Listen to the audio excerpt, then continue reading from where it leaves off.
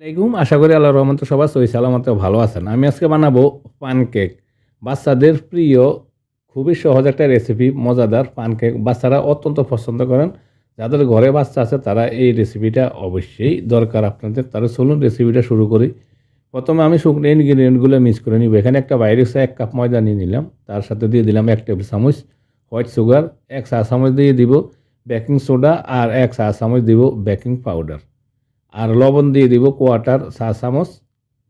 এবার আমি শুকনো ইনগ্রিডিয়েন্টগুলো একটা হ্যান্ড উইক্স দিয়ে মিক্স করে নিব। প্রিয় দর্শক, আশা করি রেসিপিটা আপনাদের পছন্দ হবে। যদি রেসিপিটা পছন্দ হয় প্লিজ একটা লাইক করে দেবেন আর আমাদের চ্যানেলটা সাবস্ক্রাইব করে সাথে থাকার জন্য অনুরোধ করবো প্লিজ। এবার অন্য একটা বাইরেক্স আমি বড় সাইজের একটা ডিম নিয়ে নিলাম।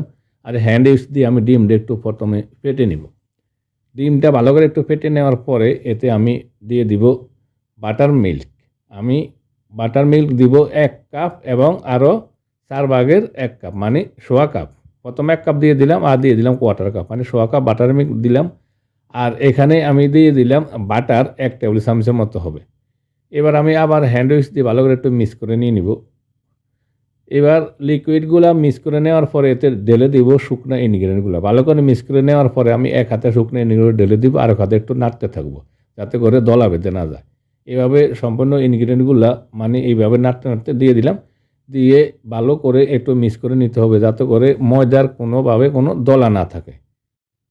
এভাবে হ্যান্ড উইক্স দিয়ে আমি ভালো করে একবারে মিহি করে মিক্স করে নিয়ে নিলাম। মিক্স করা হয়ে গেছে, দেখুন আপনার ঘনত্বটা দেখুন কেমন ঘন হয়েছে। এবার আমি চলে যাব চুলায় প্যানকেকটা ফ্রাই করে নেওয়ার জন্য। চুলায় একটা প্যান বসিয়ে দিলাম, ননস্টিক প্যান। এতে সামান্য একটু তেল দিব, আমি বেশি তেল দিব না, সামান্য অল্প একটু তেল দিয়ে আর একটা টিস্যু পেপার দিয়ে একটু মুছে দিব তেলগুলো। যদি এখানে বেশি তেলের প্রয়োজন নাই, ননস্টিক প্যানে কিন্তু এমনিতে আপনার স্টিক হবে না, তারপরে আমি সামান্য একটু তেল দিয়ে দিলাম। এবার আমি 1 চামচ ব্যাটার দিয়ে দিব।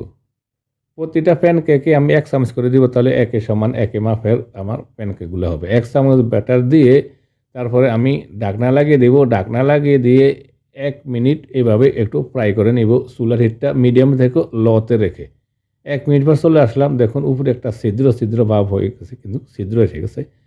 এটাতে দেখতে দেখতে একটু সুন্দর লাগে। এবার আমি উল্টে দিব।